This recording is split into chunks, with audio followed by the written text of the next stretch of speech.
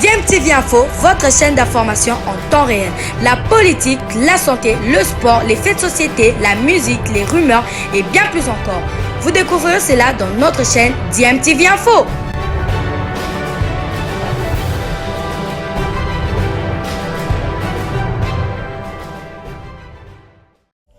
Vous êtes sur DMTV, bonjour ou bonsoir, tout dépend de l'heure à laquelle vous nous suivez. Tout plaisir est pour nous de vous retrouver, mais surtout de savoir que vous êtes nombreux en train de suivre votre chaîne YouTube DMTV. DMTV qui vous propose l'actualité, vous propose également des analyses et des réflexions sur des sujets d'actualité, sur des faits sociaux, tout simplement sur des réalités que nous observons ici chez nous en République démocratique du Congo. Qui pour affronter l'Académie Club Rangers en finale de la 57e édition de la Coupe du Congo de football?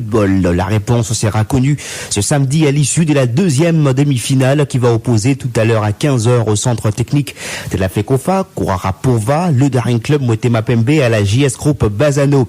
Une finale avant la lettre entre deux équipes qui ont évolué cette saison en Vodacom Ligue 1 et qui s'est suivi au classement. Bazano 6e, Médecins-P 7e, ce avant le retrait des Immaculés du championnat. Tout le monde s'est bien préparé, en tout cas en croire les différents cadres techniques de ces deux formations. On va commencer par écouter Marcel Mayala, qui est préparateur de gardien de la formation du Daring Club Motema Pembe, qui assure que son équipe s'est bien préparée malgré le petit problème qu'elle peut rencontrer ces temps-ci. Le moral est bon parce que c'est pas donné à n'importe qui de jouer une demi-finale d'une coupe si prestigieuse qui est la Coupe du Congo. On a travaillé, tout le monde est là, sauf qu'on a un petit souci par-ci par-là, mais nous croyons que ça va passer et que tous les joueurs seront prêts pour le match de samedi, qui est la demi-finale contre Bazano. Voilà, c'était là Marcel Mayala, qui est préparateur de gardien de la formation du Daring Club Motema Pembe. À présent, on va écouter Andy Magloire Foutila, coach de la formation de la JS Group Bazano, qui s'attend à un match intéressant face à la formation du Daring Club Motema Pembe. Ses joueurs sont prêts pour affronter cette équipe quinoise. Malgré tous les changements qu'il y a eu par rapport au programme, ils sont bien pour jouer ce match de football. Parce que, quel que soit l'enjeu, ça reste un match de football. La fraîcheur aussi est revenue, rétablie. Ils sont bien, il n'y a pas d'absent, il n'y a pas de... On est en face d'une équipe de football. Quels que soient les noms, je crois qu'il y aura un match à livrer entre deux équipes à 11. On a nos moyens, on a les atouts pour défier quiconque et on va jouer sans pression. On leur de se libérer, d'oublier le passé, le passé présent, je veux dire, plus proche. On nage dans de bons résultats, d'oublier ça, de recommencer notre histoire. C'est vrai que c'est une finale avant la lettre, qui se libèrent, qui jouent avec leurs moyens, de ne pas trop se surpasser et surtout de n'avoir aucun excès, aucun esprit de complexe, quel que soit l'inférieur ou le supérieur, qui reste le même. Voilà, c'était là le coach de la formation de la JS Group Bazano, Andy Magloire Foutila. Ce match se jouera, je le rappelle, à 15h au terrain Kourara-Pova du centre technique de la Fédération congolaise de football à association. La première demi-finale s'est jouée hier entre l'Académie Club Rangers et la formation de Bénisport de la Ligue de football du Nord Kivu. 3 buts partout à l'issue du temps réglementaire et à la séance de tir au but, c'est Rangers qui s'est imposé sur le score de 4-3. Et chez les dames, la 13e édition du championnat national poursuit son chemin avec désormais les affiches des demi-finales qui sont connues. Espoir de Kinshasa contre Mazembe de Lubumbashi, Bikira de Kinshasa contre Ituri de l'Ituri. Les deux demi-finales auront lieu le dimanche à 9h pour la première et à 11h pour la deuxième.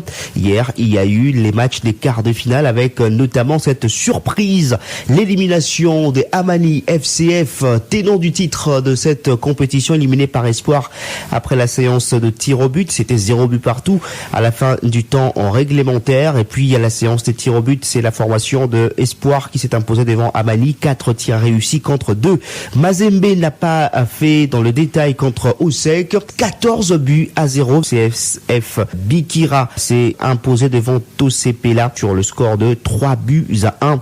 Et l'autre équipe qui s'est qualifiée, c'est la formation de Ituri qui a éliminé des Saint-Pé Bikira après un nul de 2 buts partout à la fin du temps réglementaire et a eu la victoire à la séance de tir au but 5-4 pour la formation de Ituri face à la formation de Desampé Bikira de Lubumbashi. En Vodacom Ligue 1, demain dimanche sera une journée décisive pour la place, la deuxième pour la Ligue des champions de la CAF. Oui, puisque si le tout-puissant Mazembe est pour l'instant assuré, bien sûr, on va attendre la décision finale de la commission de gestion de la Ligue nationale de football pour connaître le sort de cette saison sportive. Mais le tout-puissant Mazembe assuré de terminer en première position dans cette manche allée du championnat serait donc déjà assuré de jouer la Ligue des champions. La deuxième place donc devra se disputer entre la SV Club et la formation de Lupopo. Les équipes vont se livrer un duel à distance. Ça sera donc demain dimanche à 15h, heure de Kinshasa, et 16h, heure de Kindu, où la formation de Lupopo sera reçue par la S Maniema Union, et puis Kinshasa où la formation de V-Club sera face au FC Renaissance du Congo. 2 matchs à suivre en direct sur les antennes de Top Congo FM pour savoir qui de V-Club et de Lupopo accompagnera le tout-puissant Mazembe la saison prochaine en Ligue des champions de la CAF. Pour l'instant, les deux formations comptent le même nombre de points, 45, avec chacune une défaite. Donc V-Club est devant Lupopo pour l'instant grâce à son goal average qui est meilleur que celui de la formation du FC Saint-Éloi Lupopo. Pour que Lupopo joue cette Ligue des champions, les joueurs de Christian Braconi devraient faire un meilleur résultat que le joueur de Raoul Chungu. On quitte le football pour parler basketball dans ce journal des sports avec Jonathan Kuminga qui est à Kinshasa depuis hier, récent champion de la NBA avec le Warriors de Golden State. Ce joueur congolais avait reçu l'autorisation le 23 juin dernier de la NBA pour jouer avec la République démocratique du Congo les éliminatoires de la Coupe du Monde 2023 dès la deuxième fenêtre qui va avoir lieu à Alexandrie en Égypte entre le 1er juillet et les 3 juillet. Jonathan Kuminga qui avait fait une escale à Istanbul avant d'atterrir à Kinshasa va rejoindre le groupe directement à Alexandrie pour pouvoir préparer pendant 2 jours cette deuxième fenêtre des éliminatoires de la Coupe du Monde 2023 de basketball. L'arrivée de Jonathan Kuminga en équipe nationale de la République démocratique du Congo représente un plus considérable, estime le 3e vice-président de la Fédération de basketball du Congo, Djonko Ilolonga. On l'écoute. Nous allons être honnêtes avec vous. Depuis l'Afro-Basket, Jonathan Kuminga a affiché son patriotisme et sa volonté de jouer pour l'équipe nationale. Et à notre grande surprise, parce que dans la projection de l'équipe nationale pour la fenêtre présente au mois de juillet,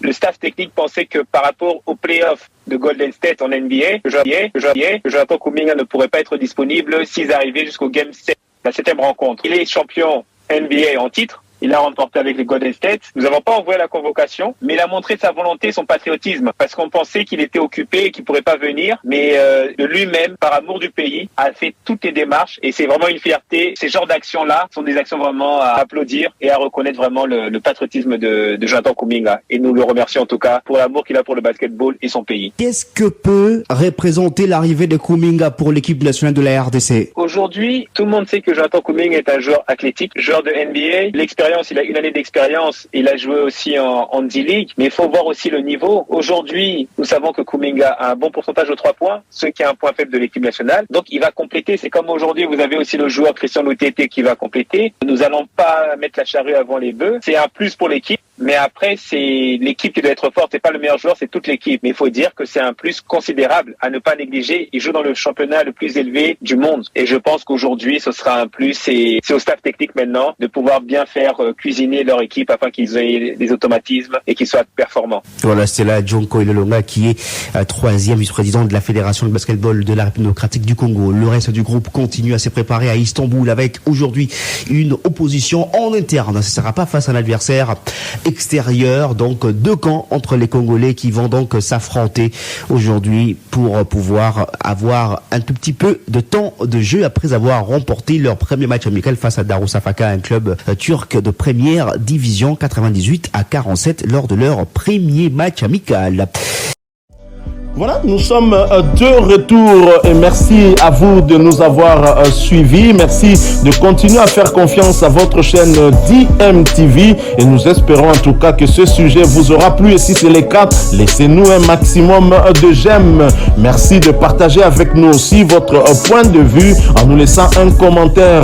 Abonnez-vous si vous êtes nouveau ou ancien et que vous ne vous êtes pas encore abonné. N'oubliez pas d'activer la petite cloche de notification en cliquant tout simplement sur celle que vous verrez apparaître dès que vous serez abonné parce qu'elle vous permettra de ne plus rien manquer des prochaines vidéos que nous vous proposerons. Encore une fois, merci à vous, avec espoir de vous retrouver très bientôt avec un autre sujet d'actualité. En attendant, portez-vous bien et DMTV vous dit au revoir.